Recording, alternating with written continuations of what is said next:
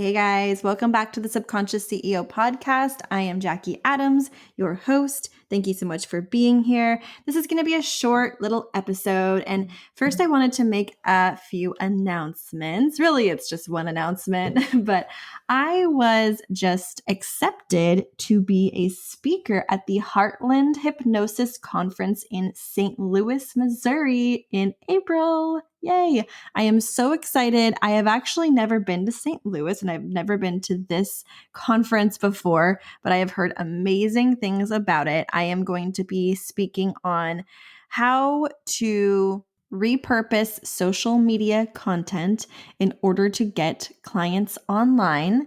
And I'm going to be speaking mostly to hypnotists, but there will be other practitioners of all sorts as well.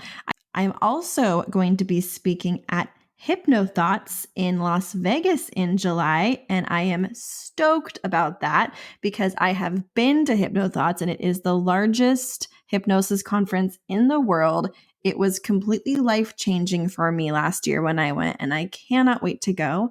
And then the third time I will be speaking this year in 2024 is at the Women's Thrive Conference, and that is actually a virtual conference held worldwide, and there are over 50 amazing female speakers, and the audience is huge. I cannot wait to be there with all of these powerhouse women speaking on all sorts of topics. So more to come with links on how to purchase tickets to that. Otherwise, let's get right into it. Welcome to 2024, guys. Are you excited to be here? I love the beginning of the year because it really gives us a chance for a fresh start.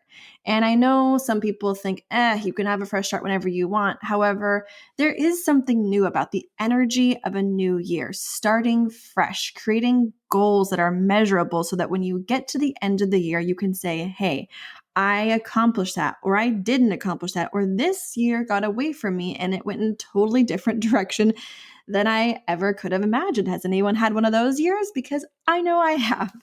So I want to talk a little bit today about, is this going to be your year of yes or your year of no? And let me explain what I mean by that. When you envision the future for yourself, when you really allow yourself to sink in, dream big, and expand the vision of what you want for your life. Not just the big things, not just the big goals, but the little things as well. Do you want to own a business that is double from what you make right now? Do you want to quit your job? Do you want to travel to Europe? Do you want to just feel more present with your family on a daily basis? Do you want to lose 4 pounds, 50 pounds, whatever it is? However big or small, allow yourself to have those goals and allow yourself to hold the vision of yourself, because our thoughts are so powerful and so are our words. So when you're thinking these thoughts about your vision, the vision for your future, speak them, not just out loud to yourself, but share them with others and really hold on to them, because that is what you are working towards. When I say having a year of yes, what I mean is, do you want to expand so loudly, so abruptly, and explode into these goals by putting yourself out there as much as possible, taking all the opportunities you possibly can by saying yes to more things than you probably would normally? Do you want to get outside of your comfort zone? Do you want to meet more people? Do you want to travel new places? Do you want to put yourself in the room with people who could push you further than you would push yourself in private? When you think about this year of yes that you could potentially have, you are putting yourself in this quantum leap mode where you have the mindset and you have turned your reticular activating system on to look and seek out way more opportunities than you normally would feel comfortable to do so. And therefore, give yourself those opportunities to leap forward, bounds and bounds. I can tell you, I've been in some year of yes, or maybe even like month of yes seasons in my life.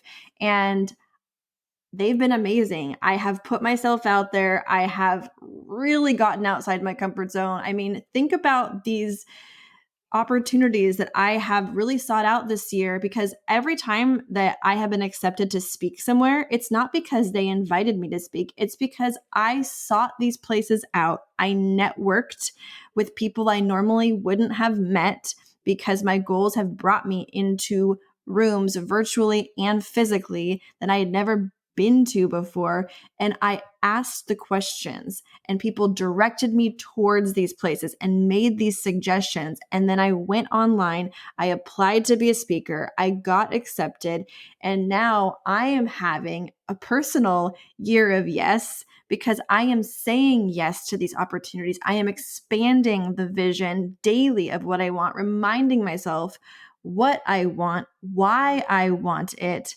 and speaking kindly to myself. I've also decided to not say anything self-deprecating about myself to others, even in a joking way, because our words are essentially spells, and our minds do not understand the difference between jokes or lies or the truth. So I am having a year of yes and eliminating negative self-talk and thoughts as much as I possibly can. And I'm going to see where that takes me.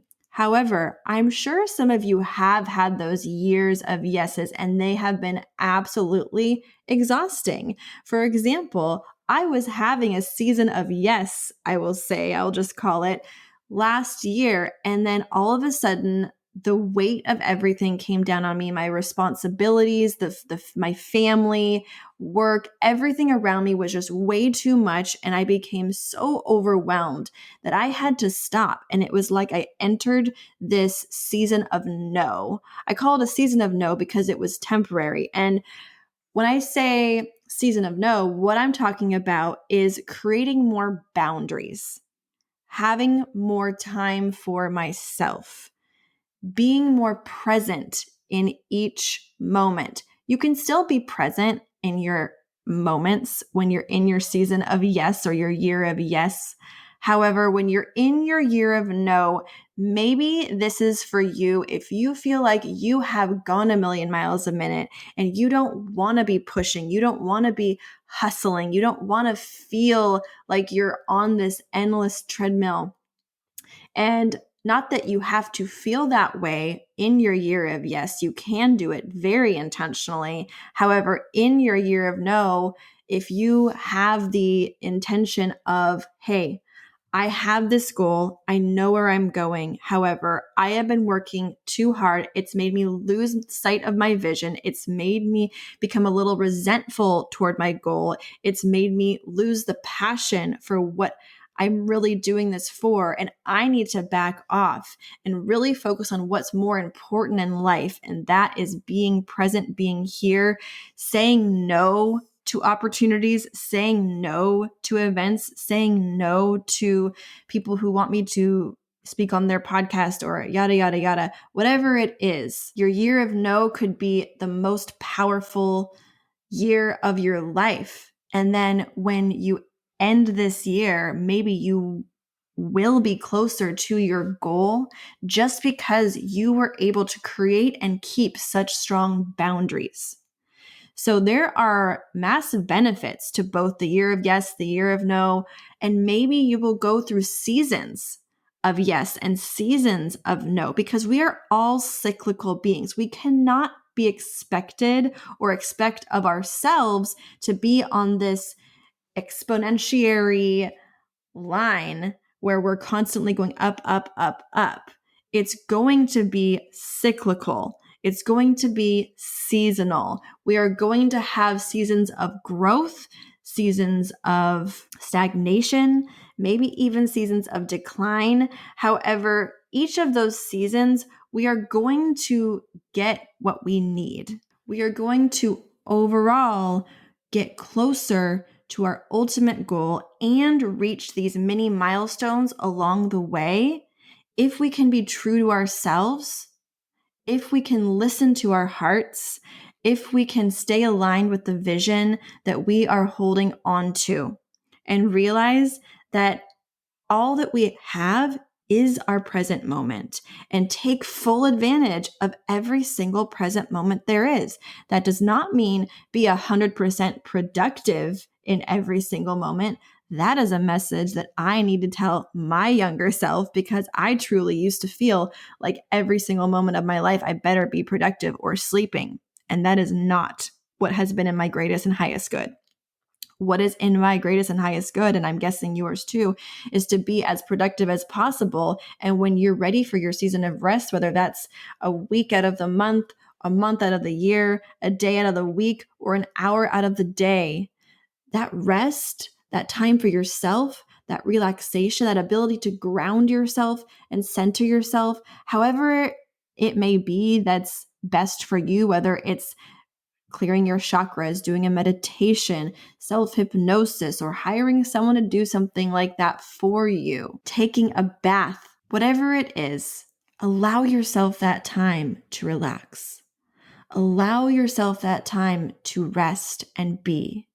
Because once you do fully come out of that cycle of productivity, rest and relaxation, sleep, you will be ready to be back at it. But if you're constantly running in circles, being productive, and then you crash, you're going to shoot your adrenals. You're going to become fatigued. You're going to lose passion, lose sight of your goal.